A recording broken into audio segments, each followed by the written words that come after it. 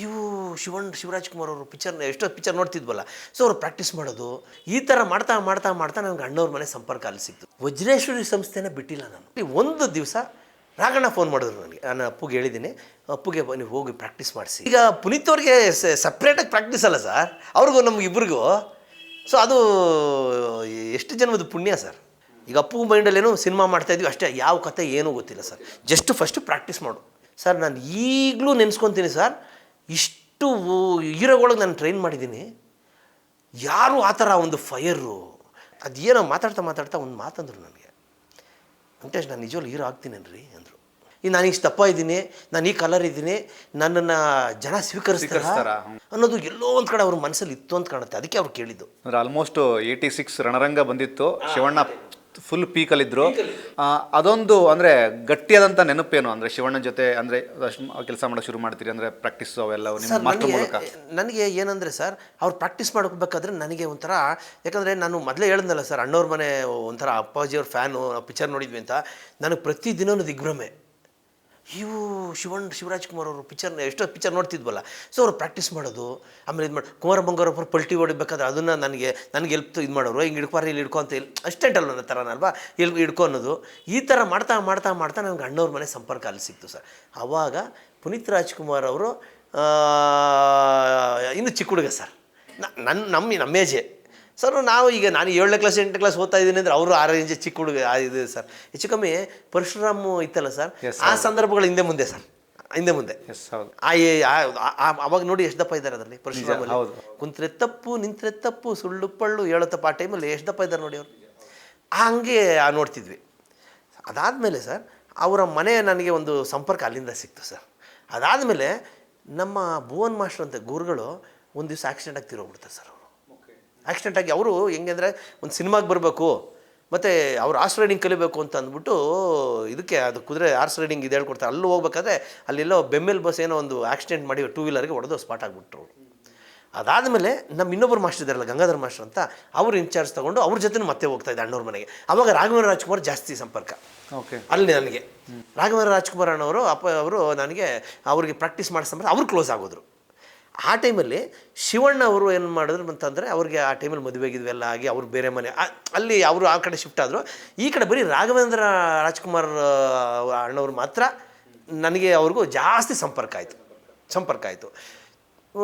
ತುಂಬ ಸಂಪರ್ಕ ಆಯಿತು, ಸ್ವಲ್ಪ ಅಲ್ಲ ತುಂಬ ಸಂಪರ್ಕ ಆಯಿತು ನನಗೂ. ಯುವರಾಜ ಸಿನಿಮಾಗೂ ನಿಮಗೊಂದು ಕನೆಕ್ಷನ್ ಇದೆ ಅಲ್ವಾ? ಅದಾದಮೇಲೆ ಇದು ನೆಕ್ಸ್ಟ್ ಬರ್ತೀನಿ. ಸೊ ಈ ಟೈಮಲ್ಲಿ ಏನಾಯಿತು, ಒಂದು ದಿವಸ ನಮ್ಮ ಗಂಗಾಧರ ಮಾಸ್ಟ್ರು ಮೈಸೂರಿಗೆ ಬೇರೆ ವರ್ಕ್ ಮೇಲೆ ಅವರು ಹೊರಟ್ಬಿಡ್ತಾರೆ, ಇದನ್ನು ಬಿಟ್ಬಿಟ್ಟು. ಓಕೆ. ನಾನಿನ್ನೂ ಅಷ್ಟೆಂಟಲ್ಲ, ನಾನೇನು ಮಾಡಿದೆ, ವಜ್ರೇಶ್ವರಿ ಸಂಸ್ಥೆನ ಬಿಟ್ಟಿಲ್ಲ ನಾನು. ವಜ್ರೇಶ್ವರಿ ಹೋಗ್ತಾಯಿದ್ದೆ ಸರ್, ಮೊದಲೇ ಅಣ್ಣವರು ಫ್ಯಾನು ಅಂತಂದರೆ ಹಿಂಗೆ ಬಿಡ್ತೀನ ಸರ್ ನಾನು. ಬರ್ತಾಯಿದ್ದೆ. ಈ ಸಂದರ್ಭದಲ್ಲಿ ಪುನೀತ್ ರಾಜ್‌ಕುಮಾರ್ ಅಪ್ಪು ಅವರು, ನಿಮಗೆ ಗೊತ್ತು ಬಿಸ್ನೆಸ್ ಮಾಡೋ ಟೈಮ್ ಅದು. ನಿಜ, ಅದೆಲ್ಲ ನಿಮಗೆ ಗೊತ್ತಿರೋದೆ, ಏನು ಹೇಳ್ಬೇಕಾಗಿಲ್ಲ. ಅವ್ರ ಬಿಸ್ನೆಸ್ಗೆ ಮೈಂಡ್, ಬಿಸ್ನೆಸ್ ಪೂರ್ತಿ ಮೈಂಡು. ಅವ್ರೇನು ಮಾಡಿಬಿಟ್ರು, ಆ ಕಡೆ ಬಿಸ್ನೆಸ್ ಮಾಡ್ಕೊಂಡು ಇದು ಮಾಡ್ತಿದ್ರಲ್ಲ, ಸಮ್ ಪ್ರಾಬ್ಲಮ್ಸ್ಗಳಾಗಿ ಅವರ ಒಂದು ಬಿಸ್ನೆಸ್ಸಲ್ಲಿ ಮನೇಲಿ ಏನು ಮಾಡಿಬಿಟ್ರು, ಇನ್ಸ್ಟ್ರಕ್ಷನ್ ಕೊಟ್ಬಿಟ್ರು, ಇಲ್ಲ ಬೇಡ ನೀನು ಬಿಸ್ನೆಸ್ ಸಾಕು, ಸಿನಿಮಾ ಇಂಡಸ್ಟ್ರಿಗೆ ಬಂದುಬಿಡು. ಅಪ್ಪಾಜಿಯವ್ರ ಒತ್ತಾಯ ಅಮ್ಮವ್ರ ಒತ್ತಾಯನೂ ಆಗಿತ್ತು ಅಷ್ಟೊತ್ತಿಗೆ. ಸರಿ, ಇದೆಲ್ಲ ನಾನು ವಜ್ರೇಶ್ವರಿಗೆ ಹೋಗ್ತಿದ್ದಲ್ಲ, ಆ ವಜ್ರೇಶ್ವರಿಗೆ ಹೋಗೋ ಟೈಮಲ್ಲಿ ಒಂದು ದಿವಸ ರಾಘಣ್ಣ ಫೋನ್ ಮಾಡಿದ್ರು ನನಗೆ. ವೆಂಕಟೇಶ್ ಎಲ್ಲಿದ್ದೀರಿ? ಅಪ್ಪಾಜಿ ಮನೇಲಿ. ಅವಾಗ ಲ್ಯಾಂಡ್ಲೈನು ಸರ್. ಅವಾಗ ಮನೇಲಿ ಆಫೀಸ್ಗೆ ಬನ್ನಿ ನಾಳೆ ಬೆಳಿಗ್ಗೆ, ಏನೋ ನಿಮ್ಮ ಹತ್ರ ಮಾತಾಡಬೇಕು. ಸರಿ, ರಾಘಣ್ಣ ನನಗೆ ಕರಿಬೇಕು ಅಂದರೆ ಏನೋ ಇರಬೇಕು ಸಮಥಿಂಗು. ಸರ್ ಆಯಿತು ಬರ್ತೀನಿ ರಾಘಣ್ಣ ಅಂತ ಅಂದ್ಬಿಟ್ಟು ಒಂದು 11 ಗಂಟೆ ಕರೆದಿದ್ರು. ವಜ್ರೇಶ್ವರಿ ಸಂಸ್ಥೆಗೆ ಹೋದೆ. ಅವಾಗ ಹಳೆ ಆಫೀಸ್ ಇತ್ತು, ವಸ್ತು ಮಾಡಿದ್ರು ಗಾಂಧಿನಗರ. ಹೌದು. ಒಳಗೆ ಹೋದೆ, ರಾಘಣ್ಣ ಇದ್ದರು. ಬನ್ನಿ ವೆಂಕಟೇಶ್ ಬನ್ನಿ ಒಳಗೆ. ಅಪ್ಪಾಜಿ ಹೇಳಿ ರಾಘಣ್ಣ ಅಂದೆ.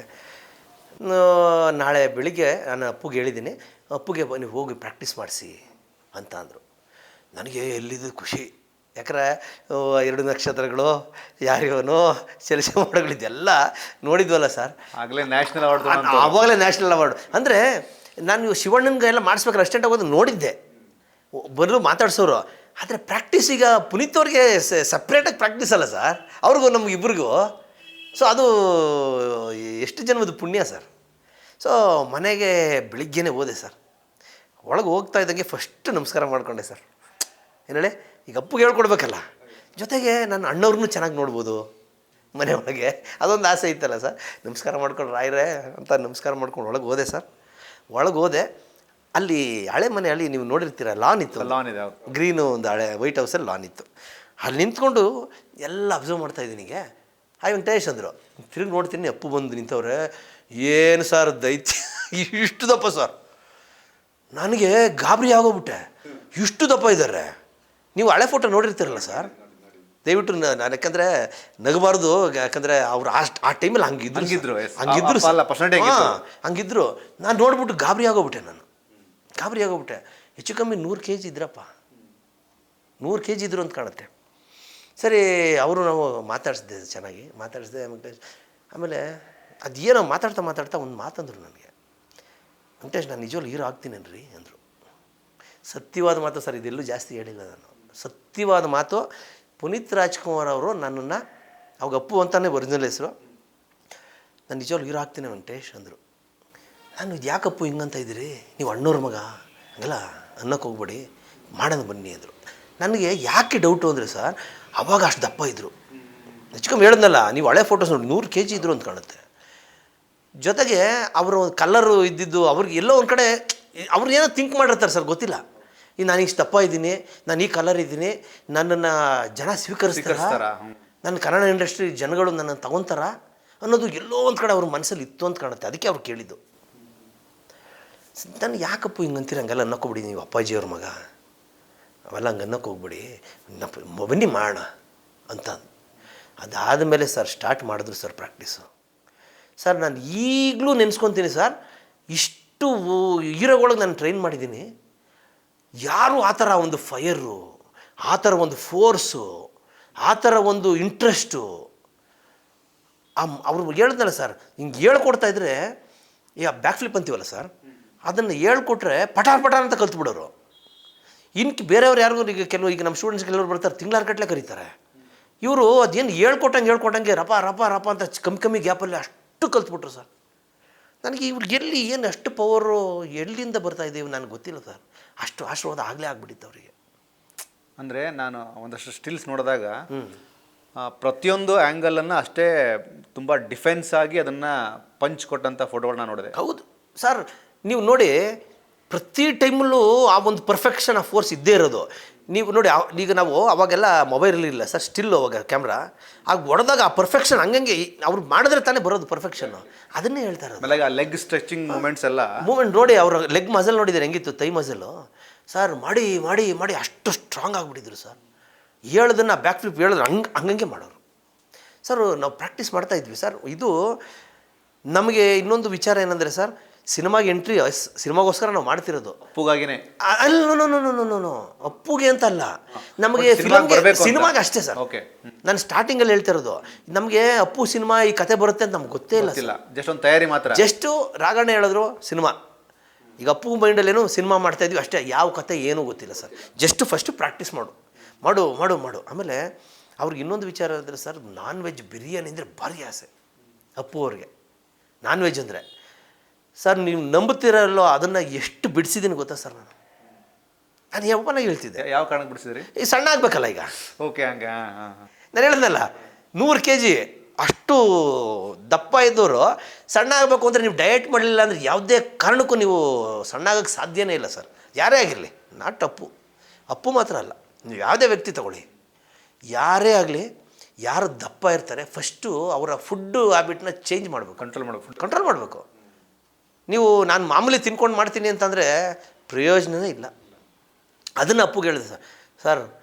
ಸ್ಟಾರ್ಟಿಂಗು ಸ್ವಲ್ಪ ಕಷ್ಟಪಟ್ಟರು, ಯಾಕಂದರೆ ಅವ್ರು ತಿಂದು ಬೆಳೆದಾರಲ್ಲ ಸರ್. ಪಾಪ ನಾನ್ ವೆಜ್ ಅಂದರೆ ಭಾರಿ ಪ್ರಾಣ ಅವ್ರಿಗೆಲ್ಲ. ಅಪ್ಪಾಜಿಯವ್ರಿಗೂ ಅಷ್ಟೇ, ಅಪ್ಪುಗೂ ಅಷ್ಟೇ. ಬಿರಿಯಾನಿ ಅಂದರೆ ನನ್ನನ್ನು ಎಷ್ಟೋ ಸಲ ಈ ನಾನ್ ವೆಜ್ ಇವತ್ತು ಪ್ರಾಕ್ಟೀಸ್ ಮಾಡಿಸಿದ್ದೀನಿ ಸರ್. ಬೆಳಿಗ್ಗೆ ಎಕ್ಸಸೈಸ್ ಮಾಡಿಸಿದ್ರೆ ನಾನು ಕರ್ಕೊಂಡು ಹೋಗ್ಬಿಡ್ರು ಜೊತೆಗೆ. 10 ಗಂಟೆ ಆದ ತಕ್ಷಣ ವೆಂಕಟೇಶ್ ಬನ್ನಿ ಬಿರಿಯಾನಿ ತಿನ್ಕೊಬರ್ರಿ. ಎಷ್ಟೊತ್ತಲ್ಲಿ ಬೆಳಿಗ್ಗೆ ಹೊತ್ತು ಅಷ್ಟು ಇದು. ನಾನು ನೋಡೋರ್ಗು ನೋಡಿದೆ ಸರ್. ಒಂದು ದಿವಸ ಓಕೆ, ಆಮೇಲೆ ಇನ್ನೊಂದು ದಿವಸ ಓಕೆ, ಅಪ್ಪು ನಿಮ್ಮ ಕೈ ಮುಗಿತೀನಿ ಬೇಡ. ನಾನೇ ರಿಕ್ವೆಸ್ಟ್ ಮಾಡ್ಕೊಂಡೆ, ಹಿಂಗಾದ್ರೆ ನಾವು ಸಣ್ಣ ಆಗಲ್ಲ. ಆವಾಗ ತಗೊಂಡ್ರು ಸರ್, ಪಾಪ ಸೀರಿಯಸ್ಸಾಗಿ ತಗೊಂಡು ಮಾಡಿದ್ರು ಸರ್. ಮಾಡಿದ್ರು ಯಾವ ಮಟ್ಟಕ್ಕೆ ಮಾಡಿದ್ವಿ ಅಂದರೆ ಒಂದು 2-3 ವರ್ಷ ಆ ಬ್ಯಾಕ್ ಫ್ಲಿಪ್ಪು ಅದು ಇದು ಎಲ್ಲ 2-3 ವರ್ಷ 2-3 ವರ್ಷ ಇದು ನಾನು ಹೇಳಿದ್ದು ಈಗ ಒಂದು 95ನೇ ಅಂತ ಇಸ್ವಿನ ಸ್ಟಾರ್ಟ್ ಮಾಡಿದ್ದು ಅನ್ಕೊಳ್ಳಿ. ಅಪ್ಪು ಸ್ಟಾರ್ಟ್ ಆಗಿದ್ದು 2000. ಹೌದು ಆಯಿತಾ, ಒಂದು 4-5 ವರ್ಷಕ್ಕೆ ಅದು. ಆದರೆ ಈ 3 ವರ್ಷಕ್ಕೆ ನಾವು ಅಷ್ಟೊತ್ತಿಗೆ ರೆಡಿ ಆಗ್ಬಿಟ್ಟಿದ್ವಿ. ನಮ್ಗೆ ಗೊತ್ತಿಲ್ಲ ಸರ್, ಇನ್ನೂ ಯಾವ ಕತೆ ಯಾವಿದು ಏನೂ ಗೊತ್ತಿಲ್ಲ.